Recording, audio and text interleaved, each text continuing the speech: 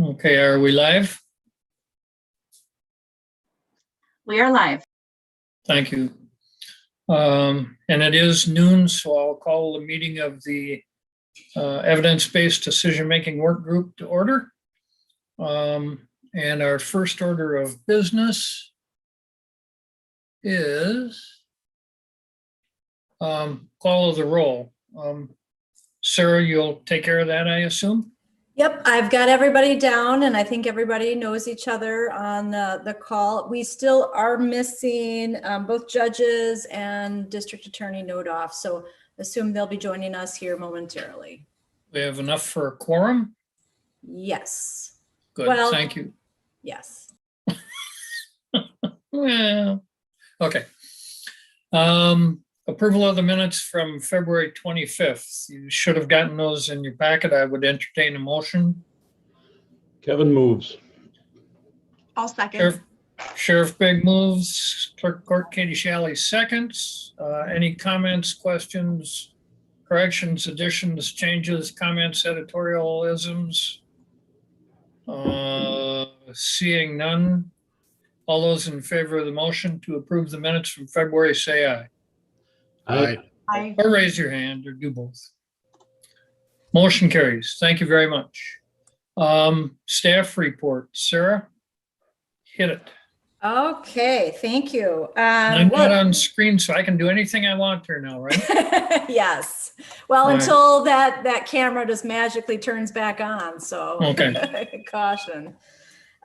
So I've got some good news. The Wisconsin Counties Association reached out to me yesterday and they'd like to do an article in their counties magazine on our Cjcc and our TAD funded top program and talk about EBDM. So got to draft a 600 word or less article, and then they're going to have a companion article for the May edition of the counties magazine. So I just think that's great that just connections with that group, and they're just kind of recognizing how we're kind of out in front with some of these initiatives and want to highlight us. So I'll keep you guys updated if the date changes, but we'll be sure to send around the article once it is published.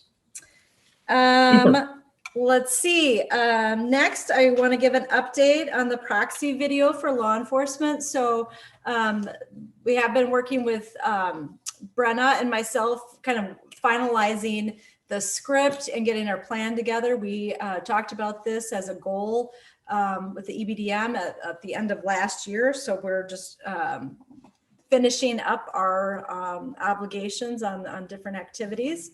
So we're going to do that law enforcement video first, but then we've got that Proxy video, or excuse me, the pre-charge diversion video. We're waiting for the new staff to get up and running. So once we get the Proxy piece, then we'll be moving towards that pre-charge diversion video. Those two messages just go hand in hand with the use of the Proxy, and then to one of the uses is to make a referral to that pre-charge diversion. So just wanted to give an update on that.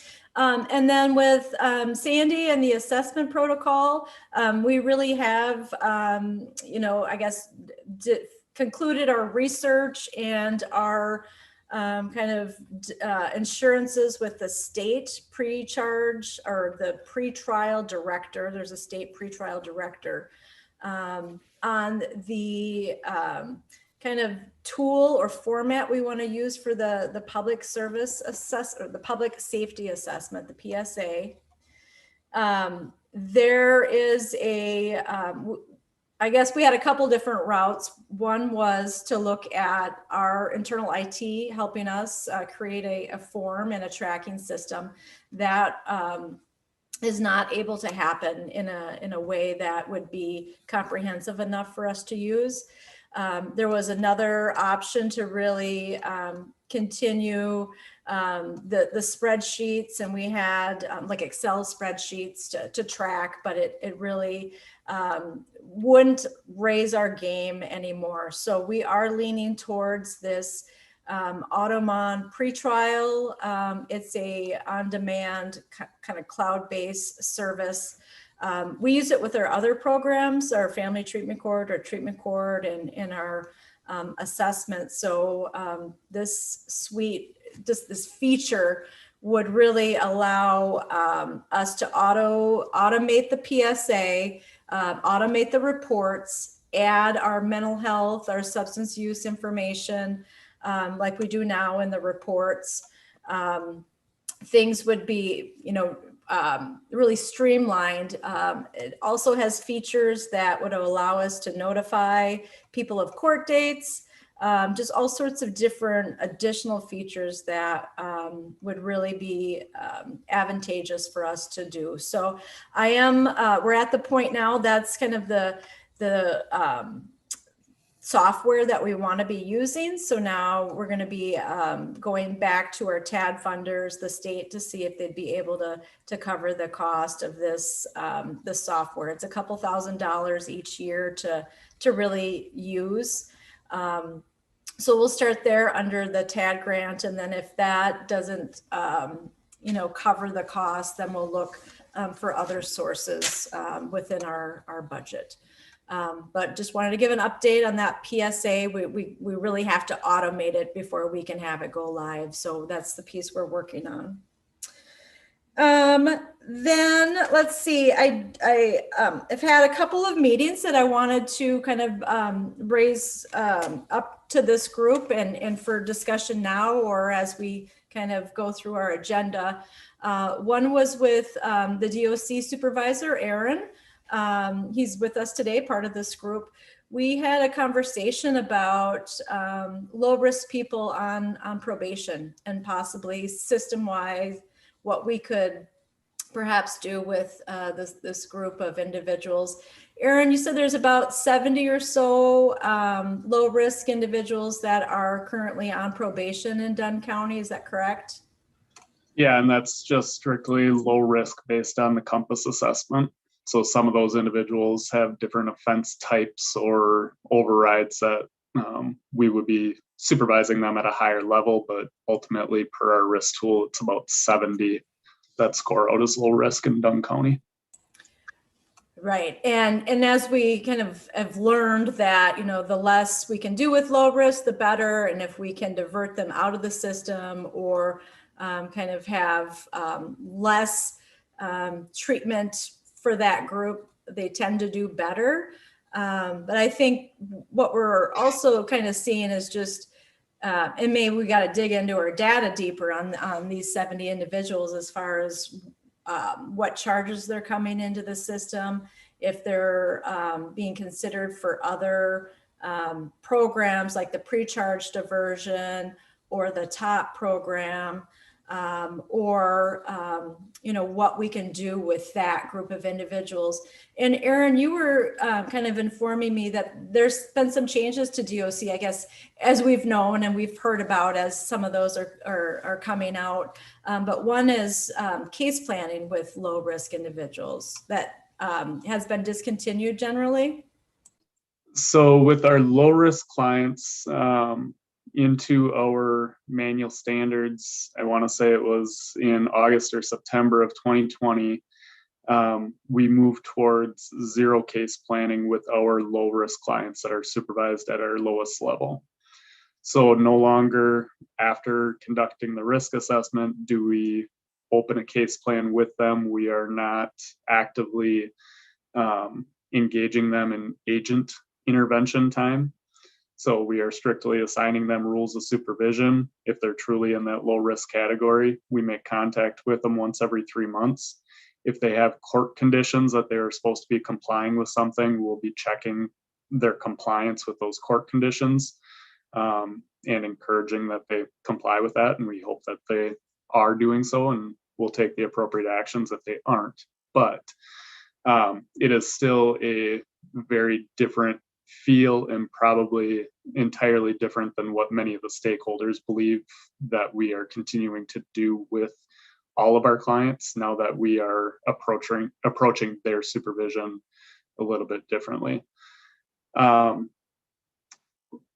looking at just a very brief case example, Sarah, of what you said, kind of digging into what some of the convictions are, what some of these cases might look like that we're talking about for these low risk individuals. One of my agents just reached out on a more recent intake that he received. The individual was placed on a year probation for misdemeanor possession of paraphernalia with a deferred agreement for felony possession of methamphetamine. Although I can completely understand why we would tailor those two things together, and it may seem appropriate for supervision, this individual, I don't know for sure, but this is the type of individual that would probably come out as low risk on our assessments. They may be appropriate for an AODA referral, but with having the deferred tied into it as well, their requirements with that deferred, there's a good chance that they may be more significant through Brad's office or what he would follow on or be able to refer them to, or potentially through that top program, than what the DOC would even be doing with them at this point in time. Right. Well, thank you for that, because I think that system-wide that there's an opportunity here to perhaps kind of use our resources a little bit different with that low risk, or to perhaps funnel them towards the other kind of more managed programs, especially if there's a drug or alcohol connection, like TOP would be an example. But I think this is a point that a good topic for this group to talk about, and we're going to talk a little bit more about this operations committee idea, and I think this would also be a good topic for that group, where we really have some of these stakeholders at the table that we can kind of talk about, the system-wide, how we can do something different with some of these folks. So thank you for chiming in. So we'll talk some more about that in particular. I also wanted to highlight Chief Atkinson, some conversations that we've had. You have had the Menominee Police Department sign on to the One Mind campaign, which goes nicely with our Stepping Up initiative, and really kind of the issue for this group is that enhancing crisis options. So you want to talk a little bit about that, Chief? Yeah, absolutely. Thank you, Sarah. So last week, the Menominee Police Department assigned a pledge to the One Mind campaign through the International Association of Chiefs of Police. And I got some notes here. I'll go through it. So just to give you an idea of what the One Mind campaign is, it's a campaign where an agency pledges over the course of 1 year to 3 years to establish sustainable partnerships with community health organizations, to develop and implement model policies addressing law enforcement response to people who are in crisis or have mental health type issues. And then the third part is to train and certify 100% of sworn and some select non-sworn personnel in mental health awareness. And those courses can be mental health first aid, and you're required to have 100% of your staff trained in that, or equivalent to a mental health first aid, so maybe like a QPR or something similar. And then the latter part is to provide a collaborative crisis response training, so like CIT, to your staff, and that has to be a minimum of 20%. So over the course of that 1 to 3 years, you receive some support from the International Association of Chiefs of Police and then its associate partners, and then try to develop those types of programs. And then they check in and you report out as to your progress. And right now we have 8 departments in Wisconsin that have pledged on to this campaign, and that'll make us the 9th department that's pledging on it. And the reason why I spoke with Sarah about this is that I'm hoping that other law enforcement agencies in the county will join us, and we're happy to assist in any way possible to make that pledge work, whether in whole or in part. So if anyone is interested and wants to learn more, I'd be happy to have a discussion with it. And I'm hoping that with the creation of the operations group, this is one of the topics that we can further discuss to see if it is something appropriate for other agencies as well. or if they have interest. Great. Yeah, and that when we did that SAMHSA training on best practices a couple of years ago, it was Chief Deputy Maltoff and I can't remember the officer from MPD, and then Chris and I, Corpola, and we heard about this One Mind campaign a couple of years ago. So it's really nice to hear it coming local, and it does kind of go well with so many of the other efforts that we've been making across the board. So looking forward to learning more. Thank you. And then I guess the last thing I would like to update the group is our next Cjcc meeting is going to be on the 8th of April. So that'll already be kind of next Thursday coming up quick. But I just want to get that on your guys' radar. So that's it for staff report. Jim, unless there's questions. I did just want to circle back, Sarah, and say one other thing. So I know I made a comment that through the DAGPs, Brad might be doing something more with the clients than what DOC would. And when we're talking about low risk and trying not to do too much, the comment I made was kind of counter to that idea of that progression for not having as much of a involvement in somebody's life. I just want to articulate that a little bit better. When we have those low risk, high needs, so somebody who's a substance abuse user is going to be likely high needs, but low risk. When they're involved on the DOC track of things, there's that likelihood that we're going to be involved on the accountability side to a greater extent than what is appropriate for that individual. They still need services and we still want to get services to that individual, but because we're looking at scarcity of resources, the DOC is really trying to divert our resources to those medium risk and high risk clients rather than the low risk. So when we have county-based programs or other resources that we can have the low risk individuals diverted to or working with, there's a benefit to them without necessarily being swept up overly much into the accountability side that the department would be bringing them into if there's violations, rather than just continuing to try to provide resources to them. Yeah, thank you for that clarification. And you're right, that low risk, high need, there could be a lot of needs, but there's better systems out in the community to serve that, that population versus the criminal justice system. And then, right, we have more accountability and that's how we can get people further and further in the system. Yeah, thank you. All right, back to Jim. Thank you, Sarah, and thank you to Aaron and Eric for your input, especially for a relative outsider like myself. This is informative and gives me some more homework to do. Anybody else have any questions for Sarah or comments regarding her staff report? Seeing none, we will move on to the next piece on the agenda, which is to discuss the proposed changes and the formation of an operations committee. And from the sounds of things, at least many of you have some background in this, but Sarah, why don't you go ahead and outline what you've got for us? And I'm hoping you will have a screen share document, similar to what we saw. Where did we see that? Executive committee?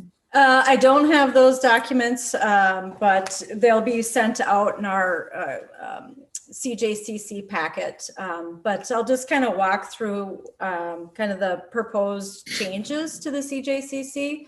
And many of you have been part of this conversation because you're members of the executive committee. So you've feel free to add or correct me at any point.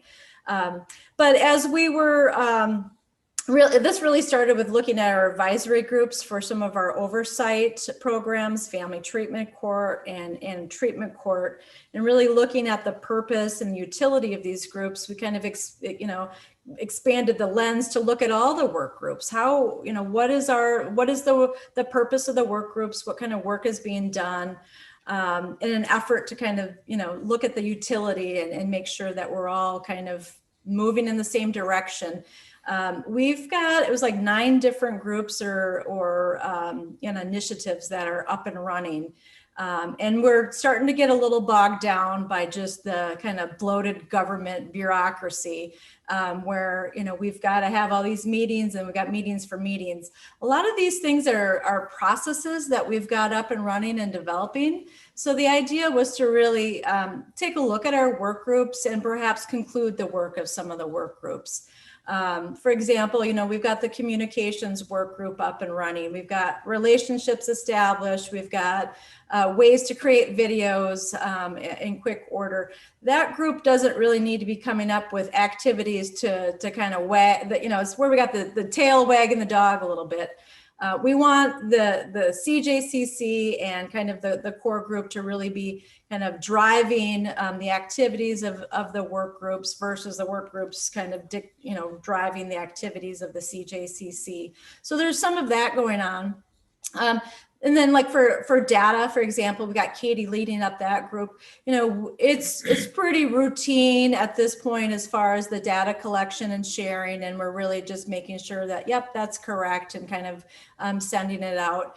Or we're working on specific projects where we can get together as needed. Having the ongoing monthly meetings, it just didn't seem like we were as nimble or responsive to some of the member needs that come up and the ideas that we have. And then plus we've got, it's that resource scarcity. We've got limited resources, we got limited time. We've got a lot of the same people in the same meeting. So it's like, how can we really kind of get everybody on the same page, create a forum that we're continuing these conversations. We've got the right people at the table. And then if we need to really work on something that takes communication or data, we've got those kind of chairs or those folks wearing those hats that can pull those teams together quickly to work on specific projects. So what is, the executive had a chance to kind of mull over the idea of concluding the activities of the work group and our advisory groups, and then creating a new operations committee. The operations committee would be a special committee. So we would really kind of get it up and running and see how it goes for a while. And if we found it effective, then we could look to make a permanent bylaw change in our Cjcc. But really looking to have a committee outside of the executive, but it would include everybody on the executive plus the key stakeholders. And I see this group as the other key stakeholders. So we got, our law enforcement of Chief Atkinson, we've got our DOC rep with Aaron here, and we've got clerk of court. Other than that, these other members really are part of our executive. Kevin, sheriff's on the executive, Judge Schmelzer's on the executive, Dave Bartlett is on the executive. So we want to take that executive and probably, I want the commitment of this group that you'd be, showing up at these operations committee meetings, but then we're really talking about system-wide, and we're using our evidence-based decision-making lens when we're talking about, the criminal justice system. So we've got, the Stepping Up work group that Chris Corpola has led, really focused on reducing the number of incarcerations for mental illness. But that group has struggled to make, real change overall. So I think the idea is less meetings, more focus on the meetings and having the principal leaders at these groups, examining things together, kind of creating that forum that we have the shared language, shared understanding, and then shared priorities of where we're going. And that we try to, like we always do, work on consensus, but really identify things that need our attention and then work on those things. Have different groups that we draw into, like the data team or communication team, we've got a lot of activity going on in housing with other community groups. So really bring all that stuff back to the operations group, but really have a more cohesive core group that really helps with the direction that we're going, and then really consolidate the priorities and efforts that we're making. And we're doing that through a number of different lenses of EBDM, lenses of data-driven justice, lenses of being effective and efficient in use of our resources. So that's kind of the gist as far as the proposed change to the CJCC. It would certainly impact this group, and these are just proposals at this point. Nothing is changed, but really wanted to get the kind of the feedback from this group, and if you're willing, the commitment to kind of join in this operations group that we're proposing. So Jim, anything that you'd like to add to that?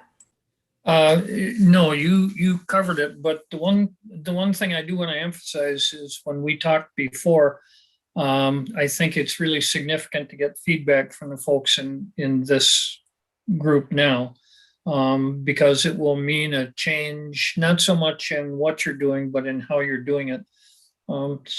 Sarah did a good job, I think, of articulating the process change. So. Eric, you had a hand up a minute ago. Why don't you go ahead?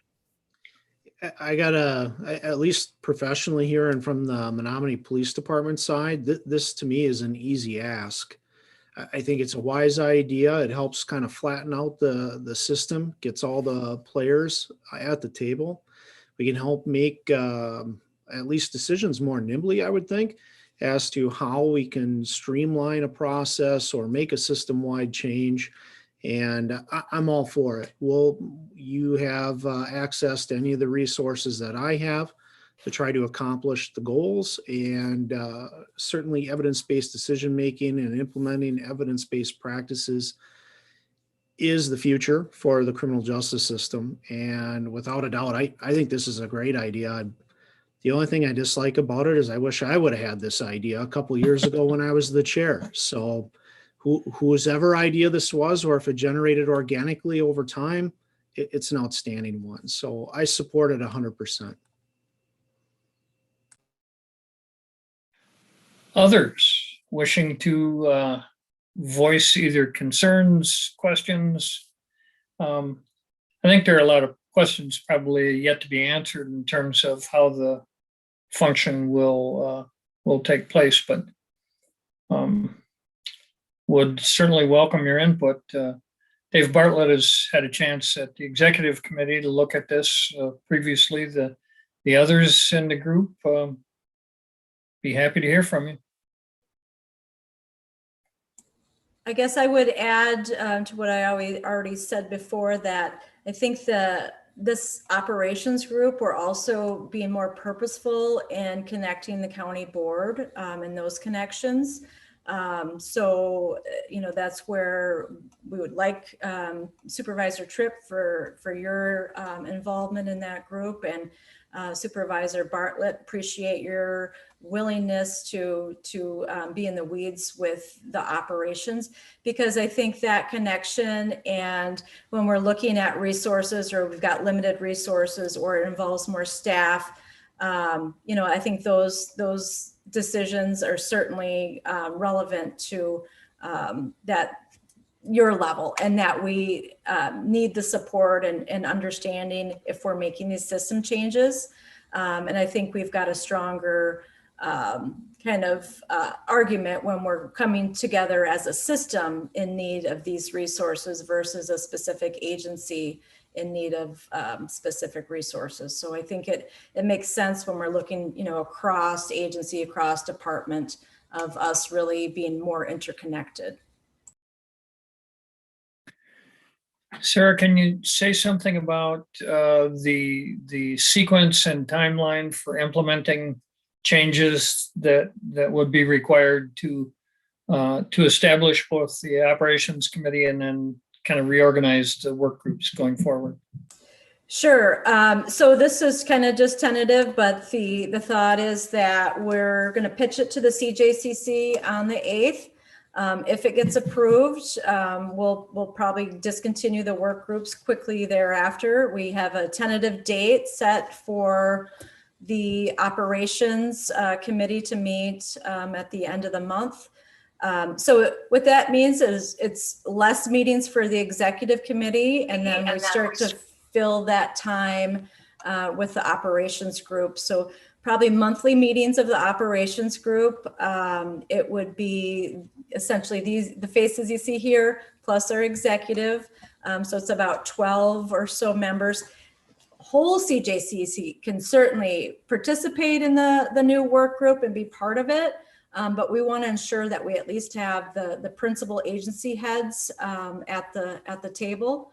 And then we're going to start focusing on all sorts of different things. It'd be program oversight, so really looking across the board at all of our programs. So we would probably kind of work kind of an annual schedule that we're doing certain things each month. And then we're also talking about the real life or real time things that come up. We're looking at our data. We're looking at the direction that we're going. We're connecting to these other groups out there and bringing that information back so that we're all informed. We're all moving really lockstep ahead with some of these efforts. Or if we kind of get to a roadblock, and we'll either know that these things can be, we've got the decision makers at the table, we can get past these roadblocks, or if the roadblock is significant enough that we can't move further on that particular kind of issue or topic, kind of based on the realities of the work that we do. But we really wanted to get started right away to not lose momentum and not lose kind of the cohesion and relationships that we've got built, but that we're really coming to the table with our assets, with our agency perspectives, and we're working together towards common goals, and through consensus that we work on those things together, and we've got everybody at the table to make that happen. Thank you. And from an operational standpoint, and Chairman Bartlett and Sarah, you can both correct me if I'm mistaken, but establishing the operations committee as a special committee can be done within CJCC. It wouldn't require any bylaw changes or anything like that. In a discussion of this, I think it was that executive that I watched, if at some point in the future you want to institutionalize the operations committee as a standing committee, that could be done. But at least this gives us an opportunity to make these changes with a minimum of structural hassle, and then you kind of go from there. And I would guess, I'm not sure about this, but I think the work groups would be, as they exist now, would be considered special committees also, right? They can be established and disintegrated, modified, changed, expanded. Membership is not necessarily fixed by ordinance or rules. That's correct. That's correct. So if we've got topics or issues that we're working on that we can really pull, cross agency teams together to work on those and bring it back to the executive committee, because we're going to continue to have data projects that we're working on, and communication projects, and things focused on stepping up, and OWI initiatives. So we've got all sorts of different areas that we're going to be, that this operations group is really going to have the pulse on, and making decisions together, as we move forward. Thank you. Any other comments, questions? Because this will be a relatively pretty significant change in how things are done, not what's done, or doesn't change the focus or direction, but it does change the methodology. Eric. Yeah, I have a quick question. Is Director Corpola going to chair that as well, since she is the chairperson for the executive? Yep, we're looking at a co-chair, so it'd be whoever's the chair of this and co-chair of the CJCC. So it'd be Chris and Andrea. Yes. Very good. Anything else? So we're going to be looking at the meeting of the CJCC, and that's next Thursday, is that right? Week from today? Yes, that is correct. Okay, it'll be exciting. And that's been some of the feedback, is just kind of excitement about, doing things a little bit differently. I think most of us are fatigued by Zoom. It definitely is challenging for some of these routine meetings. There's just not a whole lot of dialogue or kind of give and take. So it just does seem like a better use of everybody's time. We want to make the CJCC responsive to all of our members, right? Not just kind of what the chair thinks is important. So we want to make it relevant and, operational as we move forward. And we've never really changed a whole lot with our work groups. So it's just, this seems like a good time to make some adjustments. All right. Any last comments, questions regarding the proposed changes? If not, it'll be interesting to see you all next week at the CJCC meeting when this is discussed by the entire group. There may be other perspectives that we haven't entertained yet. The next item on the agenda is just a meeting date, and I think it'd be appropriate at this point to wait until after the CJCC meets. Chances are that this group will no longer exist as it does right now. We'll see after next CJCC if EBDM work group is still an operational group, then we'll set a meeting date and reconvene. Otherwise, this could be it, our swan song. Well, it's just a transformation into the new phase. I think Judge Smeltzer had a question or comment. I saw his hand up briefly. Well, okay, I ended up in the middle of this. I had a search warrant, so it kind of took me out of the discussion. But one thing to Chief Atkinson's comments and Chair Tripp, as far as what you were talking about, I think one thing is part of working with the CJC and setting up work groups. We sometimes in our work groups, we weren't well defined. It was more, there was a concept that we wanted to work on, but it wasn't really identified or well developed that there was an end game that this work group was supposed to accomplish, but rather it was something that just kind of went on into perpetuity without coming to any conclusions as far as offering to the group as a whole. I get that. And then also many of your work groups like communications or data, once we learned how to work together, once we set up those processes which we accomplish things, the work have to, because that was already kind of more part of the process. But the thing I would say, it'll be interesting how this plays out. It's a little bit different. You're still going to have work groups because you're still going to be asking people that are. You're really breaking up, Judge, and I missed a good share of the last few comments. No, that's fine. We'll take it up at the General Council meeting. Thank you. I do appreciate your input. Anything else? I'm going to be in Florida. I was going to say hopefully sunny Florida next Thursday, but I will try and jump on if I'm available to the CJCC meeting on Thursday. But I do support this operations group full-heartedly if I don't get a chance to get on and get my input in there. Thank you, Sheriff. Appreciate that. And it's a business trip to Florida, right? Loading up my entire family in a van and driving down. It's going to be more work for me than just coming to work, I think. But it's the safest way to travel nowadays. So It is. it's what we chose to do. Well, drive safely and have a good trip. Thank you. Anybody else? Again, if not, look forward to the meeting next Thursday. I think that'll be interesting as well. And if there's nothing else for the good of the order, we'll adjourn the meeting a little early. I A don't good think that's vacation, Sheriff. don't think that's going to drive anybody you. nuts. Krista, if you'd stay on for just a minute, I want to fool with my video here a little bit. And Well, yep.